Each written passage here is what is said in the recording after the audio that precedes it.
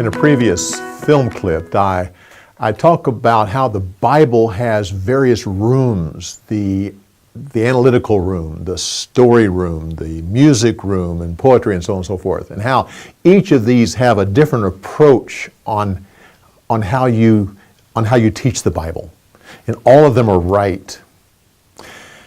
Occasionally, there are people over in the analytical room who say, I've been on a missions trip, or I have heard about storying.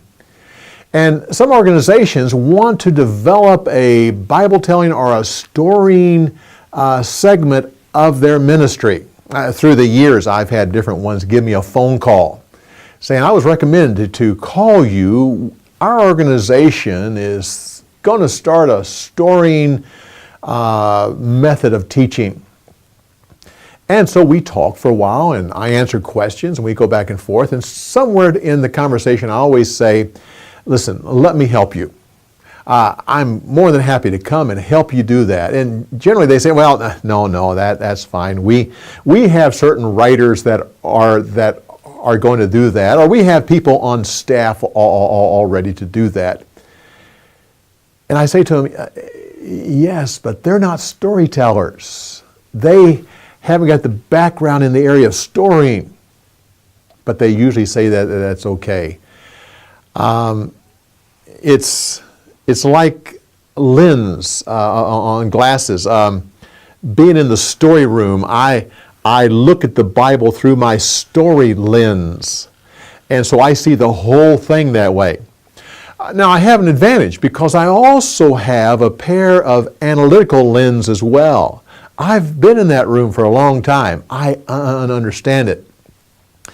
But these people on the staff, these writers and the various ones, they have the analytical lens, but they have never really acquired the story lens.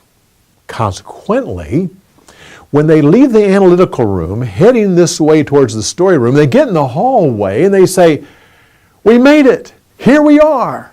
We're in the story room. In reality, they're in the hallway. They never quite made it. And so I have watched these organizations build a whole program in the hallway.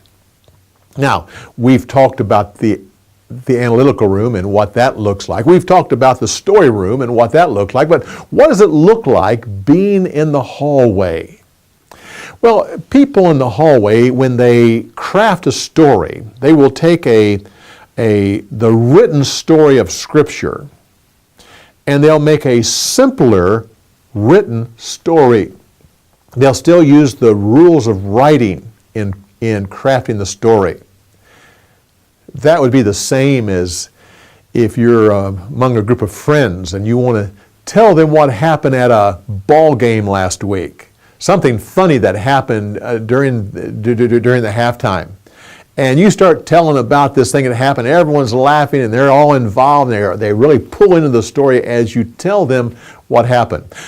But instead, if you decide to write out the story and make sure it's just really right, using the rules of writing, and then you memorize that thing, and then you're with your friends and you quote it to them. Now, you may be very good at that, but it's not the same. A story that is crafted in a telling format slides off the tongue. It smoothly goes into the ears. There is a connection from the telling to the hearing. A written story, a memorized story, does not have that same connection. It can if you are very, very talented in drama. Also, in the hallway, the people tend to create smaller stories because they do have to be memorized. The story has to be smaller, and believe you me, storytellers like big stories. We love big stories, and to create a small story so we can memorize it is just not the same. People in the hallway, what they craft is they want to teach through the story, or they will talk about the story without actually telling it. I've seen wonderful material that it talks about the story, analyzes the stories, tells us what we should learn from the story, and never tell the story. Like a friend of mine said, my pastor preached through the book of Ruth and never told the story of Ruth. Talked about it the whole time, over several weeks. Never told the story of Ruth. Also, in the hallway, when they have a time of discussion, they will ask questions. They'll ask questions that have a predetermined conclusion. They have an established application that needs to be learned. So when they ask the questions, then the listeners then have to guess at what the answer is. If you don't get it right, they'll keep going around the circle until finally you get the point of what's being taught. That's in the hallway. It doesn't use the priesthood of the believers. Also, people sometimes in the hallway will preach an analytical sermon, add a few stories, and think that they're in the story room. No, they're in the hallway. I have had several pastors tell me the same thing. I'm thinking of one particular pastor who came to our training. He went through the section where we actually teach how to put together a sermon that uses the story method. He took that home, and he had told me later on, he says, it takes me 17 hours to prepare my Sunday morning sermon, because I'm good at that. So to set aside his 17 hours for this simple way of doing it, he just couldn't see doing it. But finally, after a while, he said, I ought to at least give it a try. So one week he crafted a sermon using the story method. He got to Saturday night and panicked. He said, oh my, this is not going to work. And now I haven't got my 17 hours. I'm stuck. Well, Sunday morning he got up and he preached the message using the story method. The people walked up afterwards and said, Pastor, that was the greatest sermon you ever preached.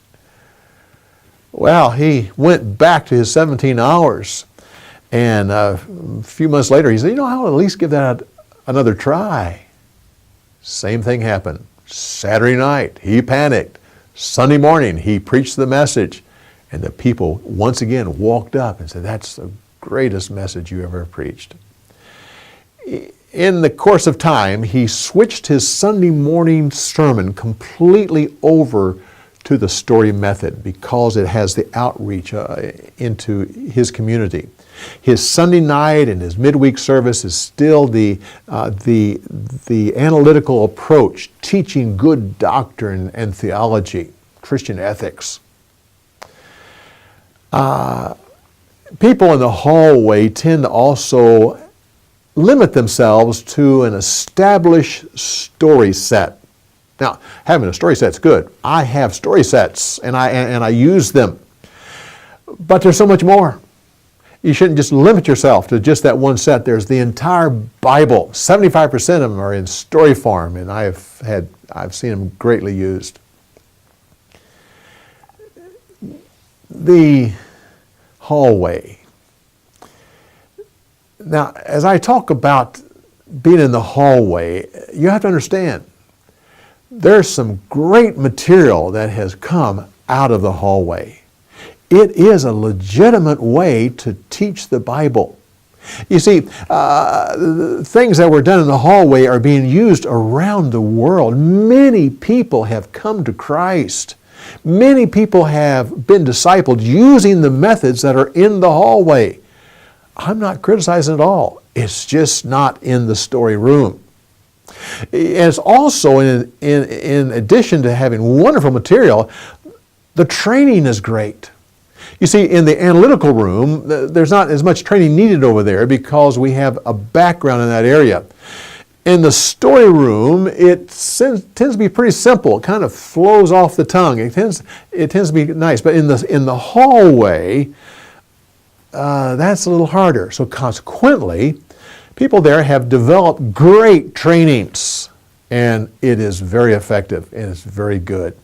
Also in the hallway, the material is more comfortable.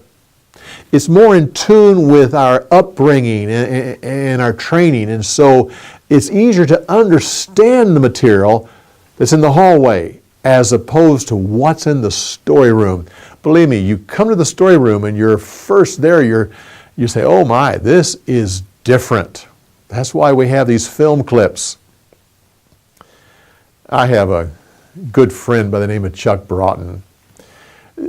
Chuck has been with the Navigators over 35 years, definitely in the analytical room and understands that, has developed wonderful materials down through the years.